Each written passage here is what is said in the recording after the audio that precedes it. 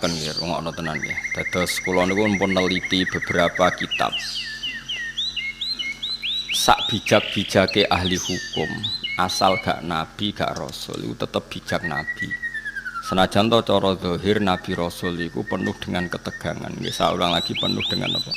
Ketegangan. Misalnya contoh gampang ngeten. Kowe nak kepen ra resiko iku ya aja wayo. Bojo sitok konaah wes ayem, kok misalnya tukaran ya urusan lombok, urusan belanja kan ringan.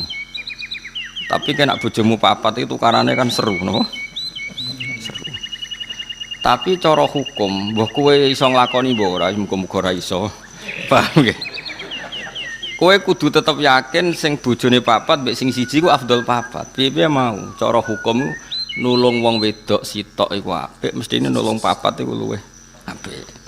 Nah kecuali kenyataannya nerlantar wong sitok elek pemenang nerlantarno papat. Ayo. Tapi kowe kudu sadar sesadar saja karena hanya dengan cara ini kita ngakui Rasulullah itu lebih baik ketimbang kita. Rasulullah itu garwane songo. Nabi Sulaiman itu kabare piro hen? 1000. Rogen tau takok berarti setahun ketemu pisan. Nabi Daud itu kabare 100. Itu satu-satunya cara kita bisa tahu hikmahnya. Itu tadi perempuan itu lemah. Saiki nulung wong lemah itu baik. Kalau nulung satu baik, dua lebih baik. Pasti begitu. Nulung tok demenan arah dirabi. Solusine dirabi. Mergo nulung tok ora ayu mesti efeknya. Wis demenan kok angel temen ngerangno. Oh angel temen wis vulgar wis model ilmune rugen wis apa vulgar. Satu-satunya cara supaya gak demenan dirabi. Itu cara, tapi ora usah lakoni. Wong kowe ora ngarah kuat. Tapi iki cerita. Lah Rasul kabeh iku garwane iku kathah.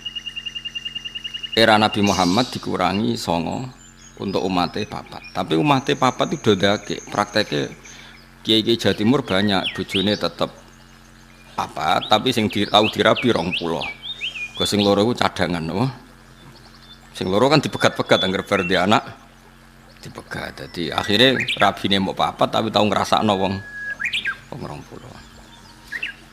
Tapi ora sandekan, kok nak sandekan masalah dalam fikih.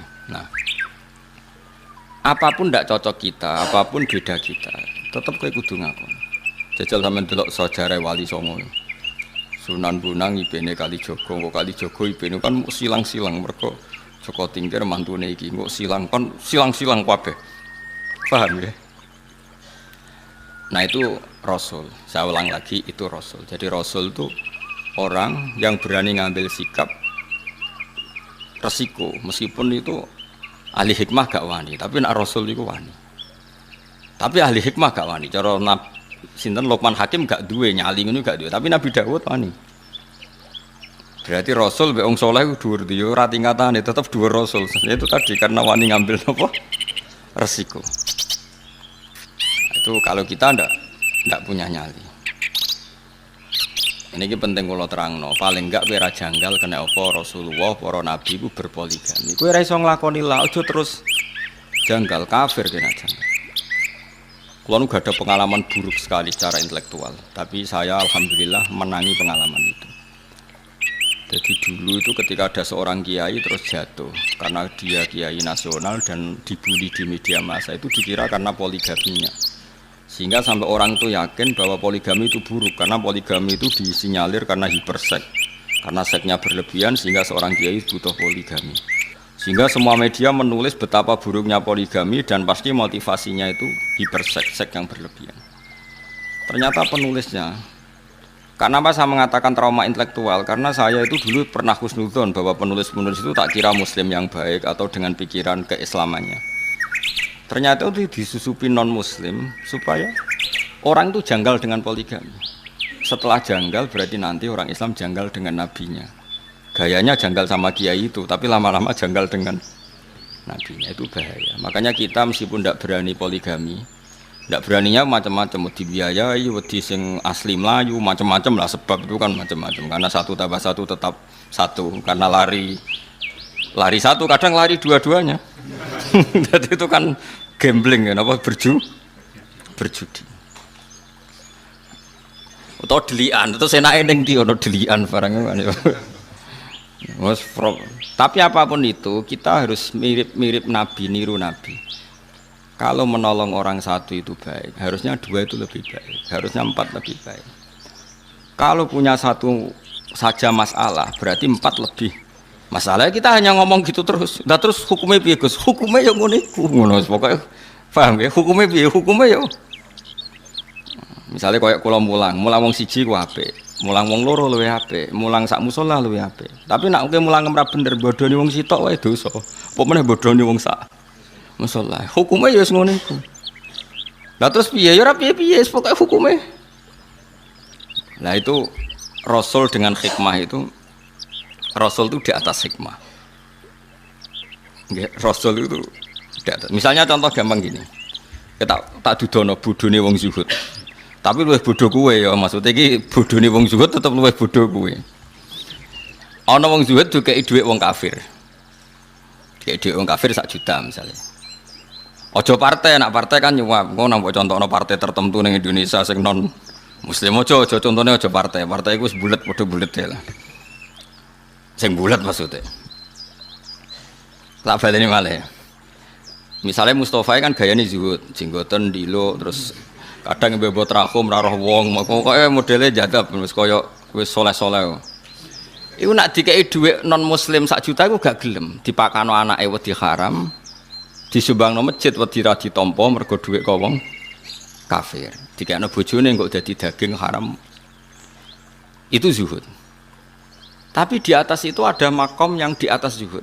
Cara berpikir begini. Ana wong soleh mau manfaatno dhuwit 1 juta. Pilihannya apa? Diobong. Enggak, misalnya kowe ketemu orang yang lebih alim ketimbang orang zuhud. Jawabannya apa? Apa 1 juta ini diobong? Kalau diobong tabdzirul mal, menyia-nyiakan harta. Aku wong soleh mau nganggo ben dienggo wong fasik. Wong fasik pe demenan ra iso mergo ra duwe dhuwit. Gara-gara pokoke 1 juta ndek alat demenan. Kowe ra wani mangan pokoke wong fasik jebule malah dienggo demenan. Kowe ra wani mangan jebule dienggo keburukan.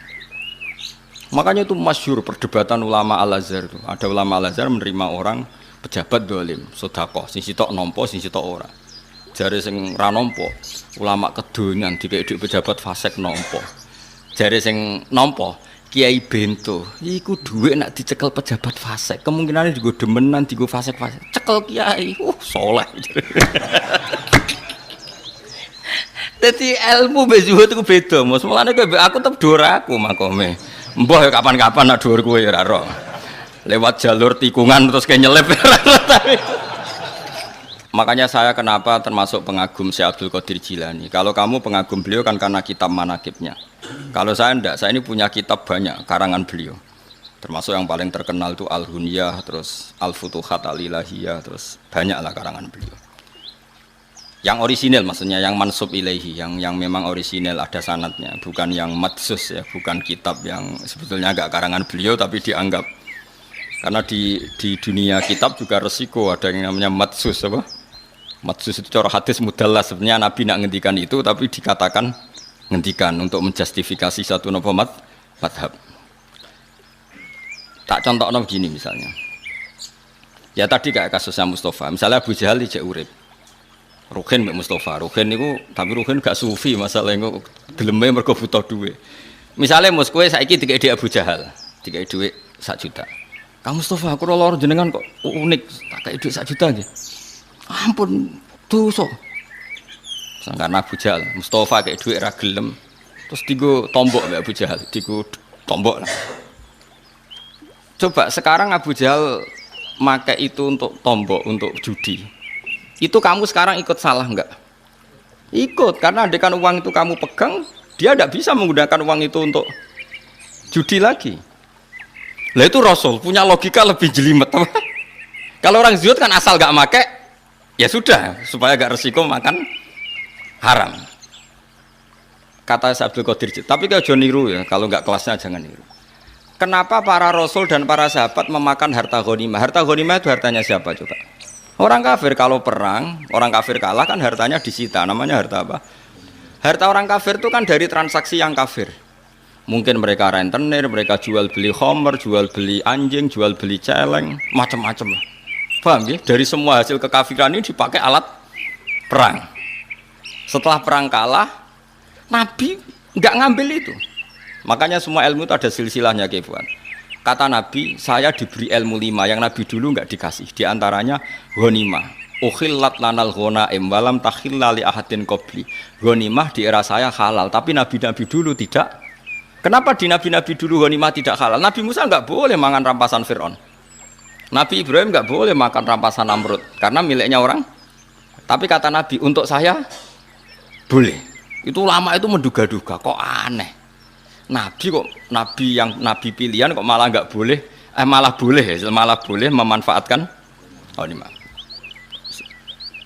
Terus ulama-ulamanya Rasulullah itu kan pinter-pinter. Ternyata kaidahnya adalah darul mafasid muqaddamun ala jalbil masoleh. Kalau harta itu dikembalikan ke pasukan kafir yang kalah, taruh saja misalnya lah, tentara misalnya perang sama Papua yang pengacau keamanan, bareng untuk celeng, untuk babi, terus dibalik, monggo ini gadani jenengan, jadi sate meneh.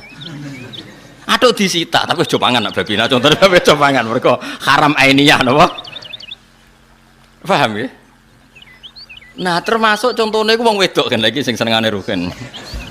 Nah ana wong wedok kafirah, perang kalah. Kan cah wedok iki jadi amat. Mereka nak mbok belakno wong kafir monggo. Berarti nanti memproduksi generasi atau populasi atau turunan kafir. Tidak dikeloni rugen. Kan terus nglahirno cah keriting-keriting mukmin. Tetep manfaat. Lagi jenenge amat, napa? Tapi ojo langsung mek salah sitok kan. Gentinya akad alah ditunjuk imam ya. Gentinya akad tuh ditunjuk. Jadi misalnya perang kok ana cah wedok 10, aku imame. Iki rambutnya lurus, iki wae ruhin. Sing gaul celanan sini kowe Mustafa, dadi tak silang-silang ben kuwapok ngrumat cah gaul ben bangkrut. Jadi ora kok langsung mek sitok halal, harus ditentukan imam. Lah penentuan imam nanti mengganti apa? Akad. Tentu secara psikologi modern kita janggal bagaimana Nabi menghalalkan ghanimah atau perempuan yang kalah di perang. Orang perempuan yang terus ning Jakarta mbok cekeli mboten yang kalah dalam medan perang. Logikanya tadi perempuan itu kan alat produksi. Kalau dikeloni rugen tetap lahirno mukmin. Senajan mbawa ling-beling tapi tetap mukmin. Kruwiting pelayan tetap ning musala wong bapake merbot musola. Tapi nak dikeloni wong kafir ya nanti produksi. Sekarang pilihannya, pertanyaannya adalah menghalalkan ghanimah untuk Nabi Muhammad dengan mengharamkan era Nabi Musa. Kualitas ilmunya bagus mana coba? Dengan penjelasan seperti itu, paham ya? Halal ghanimah dimanfaatno sahabat atau zaman Nabi dimanfaatno Nabi, ambek diharamno zaman Nabi Ibrahim, kualitas haram ambek halal ambek endi? Apa halal? Mergo halal plus darul mafasid. Saiki misalnya aku digarong penjahat. Contoh gampang, aku digarong penjahat. Tentu penjahat garong aku nggawa senjata. Bareng tak taklukno, berhubung aku zuhud kok Mustafa, monggo gadane jenengan beto wangsul. Ya digo jahat meneh blok-goblok, paham nggih? Harus saya sita. Berhubung saya ini TNI atau Polri, nanti senjata ini untuk penguatan NKRI harga mati. Ngono maksudnya, paham ya? Timbang kembali ke gerakan Papua Merdeka. Ora iso terus Mustafa PP khusuk. Mboten haram niku haram. Terus bawa cono Sulam Taufik. Ora ono. Sulam Taufik yo ngalim sembrono, tetep ora koyo kowe mazhabe. Paham tak Mas? Artinya gini ya, orang soleh itu tidak akan menandingi ilmunya para nabi, para rasul. Karena ilmu nabi rasul itu lebih akurat. Meskipun cara zahir nyaman yang soleh, berhubung dunia subhat atau moh. Paham ya? Tapi kayak jo niru, nak soleh ngene iki satu niru Mustafa. Tetap kula lah setuju. Kula misalnya nyuwun sewu ana wong kafir nyumbang kula 1 juta. Saya tetap milih nolak. Tapi saya secara ilmu tetap bilang menerima itu lebih baik karena dengan saya sita uang 1 juta itu kalau dia berzina ya tidak dipakai zina lagi. Tapi dengan saya kembalikan kan kalau dia berzina dipakai, kalau dia penyumbang gereja dipakai nyumbang. Dengan kamu terima kan kayak penyitaan, apa? Kowe paham tenan to ora? Dia gak ikhlas sampe ilmu ini aku yakin. Sing khusuk-khusuk nang kene karepe ilmu iki gak ikhlas. Tapi kudu mbok tampa iki ilmu cocok ra cocok kudu mbok tampa. Wes saiki jawab kan. Wayo ora wayo apa iki? Apa wayo? Wes paham berarti deh. Tapi bahaya di kanggo kowe wayo ora wayo. Bahaya wayo jawab ae dadi hukume apik wayo tak nak dipraktekno. Bahaya wayo. Lah iku sing disebut fakulu mimma ghanimtum halalan thayyibah. Tapi ya wattaqwa. Halalnya ghanimah itu halal yang karena alasan darul mafasid muqaddamun ala jalbil masalah. Mulane nggone Quran nek ana wong wedok mukminah hijrah ning nggone Kanjeng Nabi padahal bojone do kafir. Terus bojone kafir ku nuntut supaya istrinya dikembalikan. Jawabe pangeran bi fala tarji'uhunna ilal kuffar lahunna khillul lahum walahum yakhilluna lahum. Ora iso wong mukminah sing wis saiki Islam dibalekno ning bojone sing kafir. Engko ora dadi produksi wong kafir. Terus wong kafir ngeklaim, gak iso mat aku rabi ku entek akeh, maharku entek akeh, biayane yo entek akeh. Wa atuhum ma anfaqu. Terus Kanjeng Nabi kena khitab mengganti biaya perkawinan. Iku hebate Nabi. Jadi kalau baleni malih, mulane wong kudu ngaji be wong alim ben waras. Aja nuruti rasa, Mus. Islam aja nuruti rasa. Islam iku nganggo ilmu sih, engkau lagi nganggo rasa. Ya mulane lah Luqman niku mau nyun sewu mau wong soleh, tetep ilmune sak ngisore Nabi Daud. Nabi Daud senajan to ya rada aneh. Mana perang yo rabi, perang rabi. Homan gak wong nak ngomong mutiara. Tapi kan gak iso ngalahno kebatilan. Wong ngomong bijak ku kan ngono-ngono tok, tapi kan gak iso ngalahno. Nak Rasul gak ngomong hikmah yo perang ngalahno kebatilan gak wani Luqman. Mulane terus Luqman gak wis cukup nderek jenengan mawon. Lah iku saiki gak gelem wong zuhud kon anut wong alim, ngrasa luwih saleh, luwih adoh kosub subhat sembrono.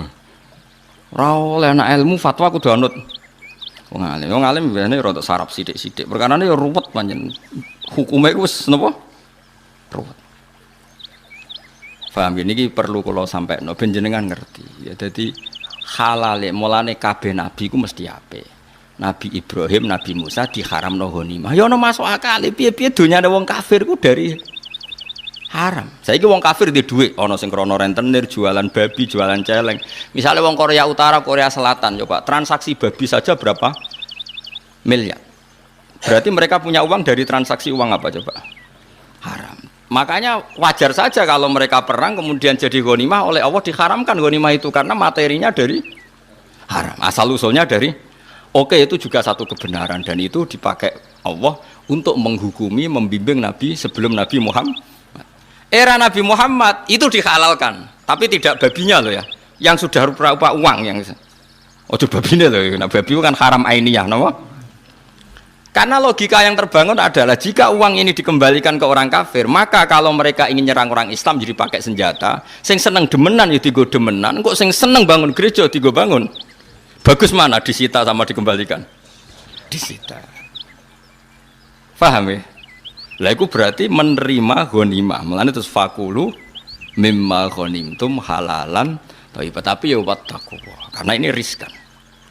Mulane ngaji. Jadi kenapa Luqman itu ketika ketemu Nabi Daud, ketika Nabi Daud ya sudah jadi nabi, dia langsung taslim, memaklumatkan diri kalau dia muridnya dan meninggalkan karena tadi ilmu wong soleh sekelas Luqman itu tidak apa-apanya dengan ilmunya Rasul. Rasul itu lebih keren, tapi memang lebih resiko mereka melawan kebatilan tentu lebih resiko. Tapi apapun itu kita punya misi yang namanya agama itu tetap darul mafasid, menolak mafsadah. Disebut la dororo waladir. Apa saja yang membahayakan kita dan membahayakan orang lain itu dalam Islam harus dihilangkan. Bijak sekali Luqman Hakim. Tapi kan enggak kelasnya dibanding ilmu Ambiya, dibanding ilmu Rasul gitu, enggak kelasnya. Lane kula suwun sing ngaji kula sing khusuk-khusuk sing saleh, ojo geman nyanyi ulama. Nah masalah ilmu gak level.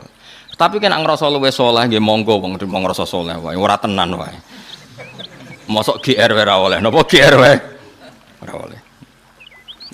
Kula nggih nate diprotes, kula sering diprotesnya. Kula niku gumun sahabat jenengan, kula mboten nate roh jenengan tahajud, tapi tak kadang aku ya gumun mek wong saleh, saleh neliti wong. Ora oleh saleh kok neliti wong, ning wong saleh ku sibuk mbek awake dhewe. Wong aku ora roh kita juta ora kowe kok neliti. Karep kula badhe anut jenengan. Ya anut ngalime. Wah, angel. Bener rasa kecangkeman. Sembrono. Soalnya aku tahajud kira roh. Lah ning tikus yo empo. Tapi rasa mitosno ning Mekah malah dadi fitnah. Dadi eling-eling kula suwun sanget nggih. Pokoke ngaji niku nak ilmu iku anut para nabi. Mulane Rasul rata-rata wayo. Mergo nak cara logika mau nulung wong sitok wae apik. Lah saiki nulung wong papat luweh apik. Tapi nak gak adil, kafir ge bayangno Rasul kok gak adil. Lah soal kowe gak niru, aku ora mungkin adil, ora bakat adil. Dadi angger kawin yo ora perkara nulung. Perkara apa ya ora roh. Tapi akal kita cukup tahu bahwa potensi poligami tetap lebih baik ketimbang yang enggak poligami dalam konteks Rasul. Setidaknya aku gak janggal, sampai Nabi aku gak. Itu penting, penting sekali daripada anut tulisannya para LSM orang nikah itu poligami pasti karena seks yang berlebihan. Terus kue nulis itu ora tau ngaji aku, ora tau ngaji ulama, terus nuduh Rasul poligami itu mergo hiper kafir kayak orang barat kelakuan kok ngono. Utek kok eleke ngono.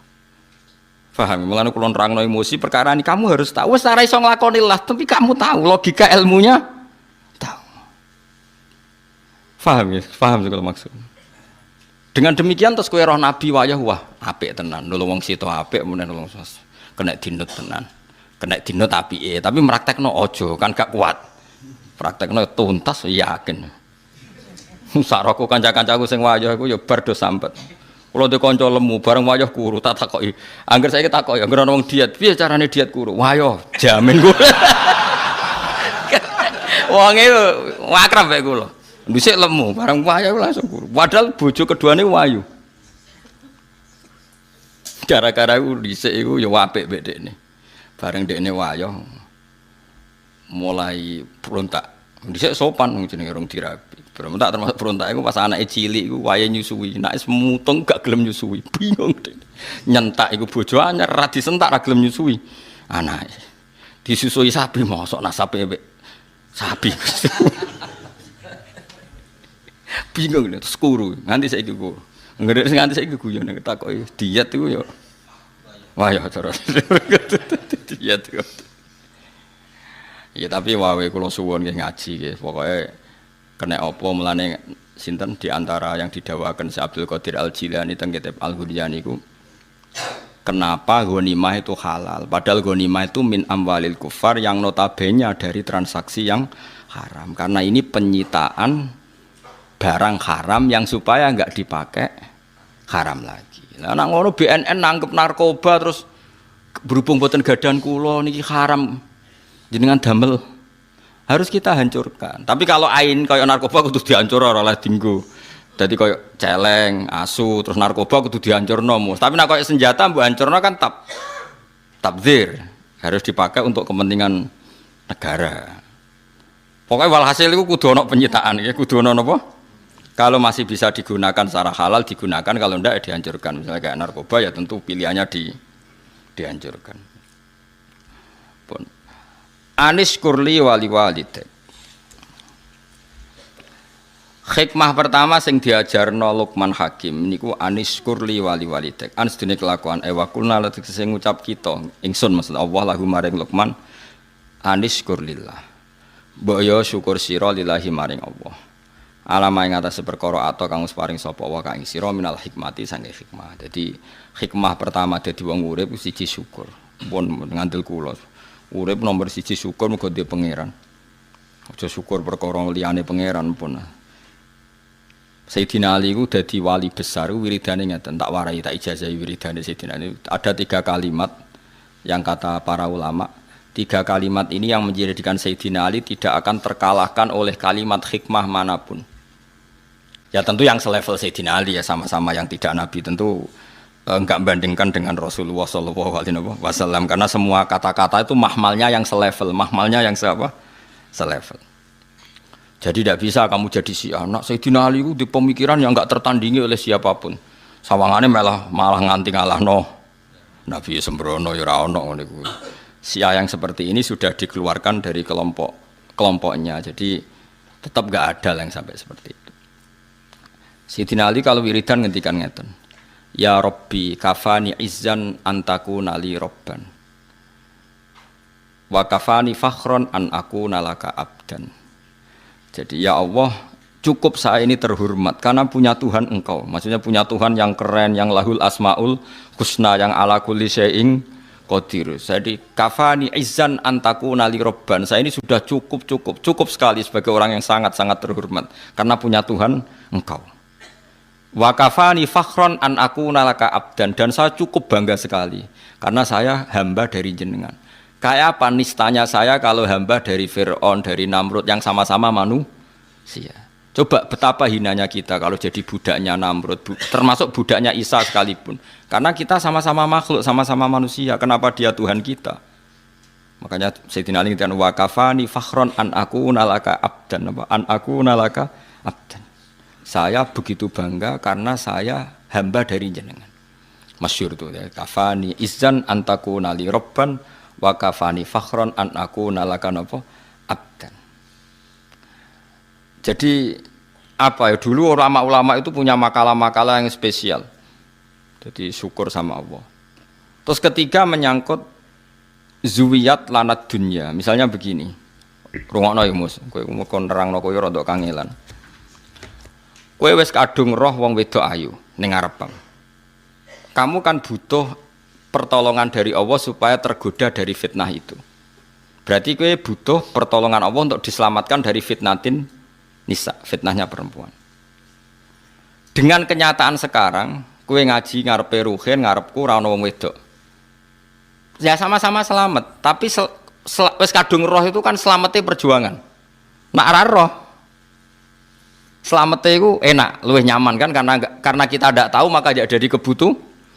Sekarang begini, kalau kamu punya harta untuk mengelola jadi baik ini butuh perjuangan karena kadung punya, jadi mengelola untuk baik itu kadung perjuangan. Tapi nak kue kadung raduwe kan ra perlu berjuang untuk cara ngelola secara baik. Kue orang arah dihisap, arah takono pangeran. Piye tak kai alpat kok, mbok sok nyombongi kawula aku kan ndak ada gitu ngeraduwe alpat. Piye tak kei sak miliar kok ora zakat? Kan kowe gak duwe dhuwit. Nah makanya ini kata Sufyan Ats-Tsauri. Cara syukur paling mudah adalah ketika zuwiyat angkal dunya, ketika harta dialihkan dari kamu, maknanya kamu tidak punya harta, tidak punya perempuan. Sebetulnya ini meringankan ujian Anda, paham ya? Meringankan ujian Anda. Ya contoh gampang kayak Ruhin Mbak Mustafa kan gak tahu tersiksa gak mangan steak, kan gak tahu roh nak ning donya kono warung jenenge steak. Nah kaya kula nganti saiki rung mangan steak tapi sering tersiksa mergo nak ngantor kadang liwat. Kadang kepikiran piye rasane mangan. Nak Ruhin kan enggak, mergo ora tau roh. Enak dia enak Ruhin karena enggak harus berjuang melawan kepengen mangan steak ngono maksud. Nah kula yo berjuang kadang kepengen waktune ra pas. Mau bar magrib mbek lelo kemana kok wayahe ngaji lek wis ra usido. Nak Ruhin kan enggak perlu berjuang. Nah sebetulnya orang-orang fakir supaya syukur sama Allah caranya gitu. Ketika kamu coba kalau kamu nggak presiden kan nggak perlu mempertahankan status jadi presiden. Coba kita nggak perlu repot-repot karena mempertahankan status jadi ketua DPR. Nggak perlu manuver sana sini. Wong kowe ra ketua. Kangelan di ketua DPR. Kangelan mereka. Kamu mempertahankan fakir kan tinggal berjalan saja kan. Wes melaku. Status itu sudah jalan. Nah, Sufyan Ats-Tsauri pernah ditanya. Apa sebaiknya kita ngelola dunia? Terus kan dia diprotes. Terus nak wong fakir carane syukur ku piye? Terus beliau cerita. Semua yang sudah kamu miliki tentu akan dimintai tanggung jawab cara ngelolanya. Kalau kamu ndak punya kan nggak dimintai tanggung. Enak endi wong sing ditakoki pangeran mbek ora, enak sing mboten. Ya mulane enak fakir. Terus ketika ditanya yang kaya, "Lah kula pun kadung duwe, syukure piye?" Enak endi wong tok nikmat mbek ora enak entuk. Ya sanggep bae ngono. Dadi makanya terus gak padha-padha napa podo-podo syukur. Lai balillah fa'bud wakum minas syakirin. Penting nek wani nyembah pangeran kudu wani syukur. Lah syukur ditandai gampang guyu, gampang rileks. Lho kula mboten sombong, kula dhewean niku kadang nggih merengut kukur-kukur perkara gatel. Niku langsung istighfar. Betapa malunya saya, aku ning kerajaane Allah merengut sawangane kok gak rido mek kersane pangeran. Niku tok mun kula istighfar. Sampai kula niku isin banget. Karena bagi saya merengut itu masalah besar, koyo ora ridho mek kersane pangeran. Jadi kalau nggih berkali-kali lah misalnya dapat informasi yang bikin saya agak susah, tapi anggere eling kayak tok gak rido mek kersane pangeran. Jadi malu sekali. Ya ampun. Nah, yang seperti ini tuh makomnya yang dikatakan Nabi inna min khiyari ummati qauman yadhakuna jahron min saati rahmatillah. Termasuk umatku pilihan niku nak sing guyu banter-banter. Mergo saking yakine jembare rahmate pangeran. Dadi wong makome macam-macam. Tapi ana terusane waya buku nasirran min khaufi adzabi. Tapi nak pas dhewean iku sering nangis. Nangis nak menawa bakat mlebu neraka ya kadang. Tapi nak nangis iku sirron apa? Nah, yang seperti ini tuh makomnya yang dikatakan Nabi inna min khiyari ummati qauman yadhakuna jahron min saati rahmatillah. Termasuk umatku pilihan niku nak sing guyu banter-banter. Mergo saking yakine jembare rahmate pangeran. Dadi wong makome macam-macam.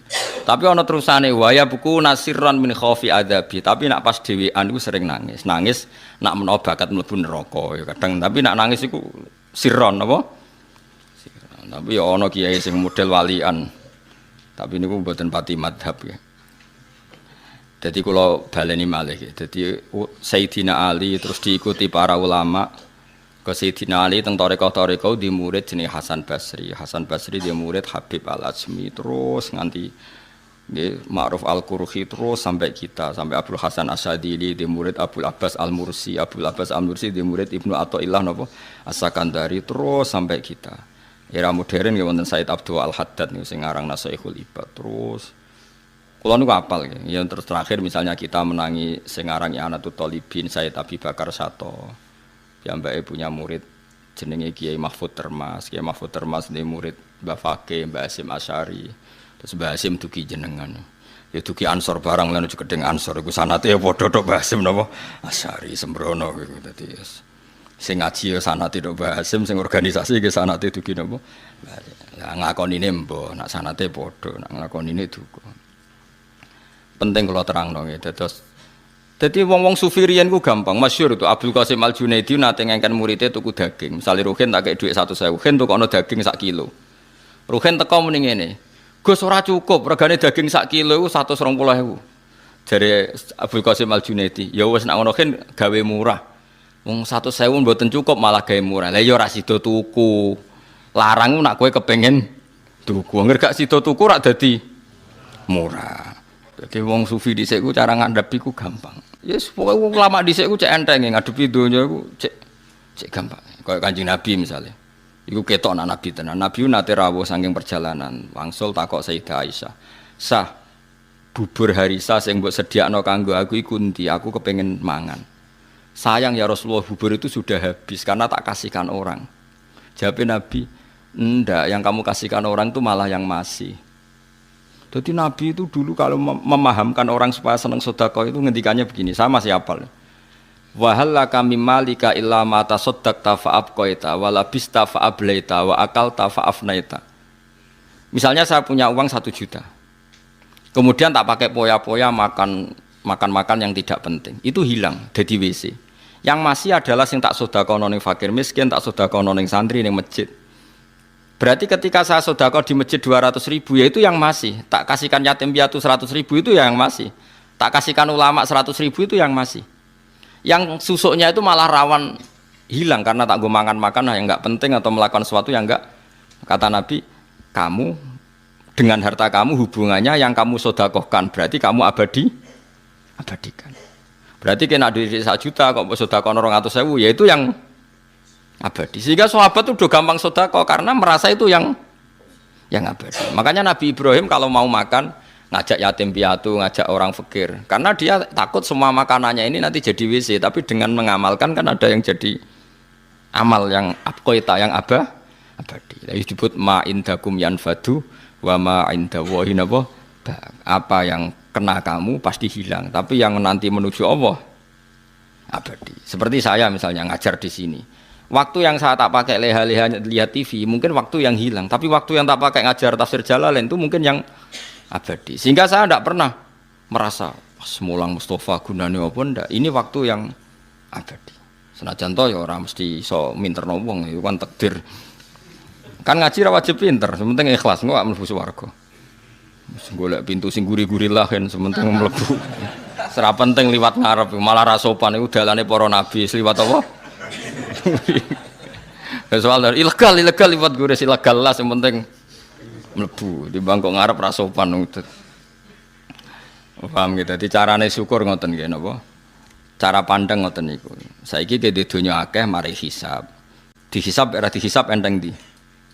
Enteng ra dihisab. Berarti fakir ya melok jalur iku. Tapi di dunia ya syukur, jika ini nikmat, berarti jika ini nikmat apa dikai nikmat, itu anggap aja ngono. Akhirnya sing dikai nikmat ya ono masalah hisab, sing dikai fakir ono masalah rai sopo-opo ya wes iku. Lha iku jenenge liyabluwakum ayyukum ahsanu amala. Ya wis ngono ae kok dijerok-jerokno.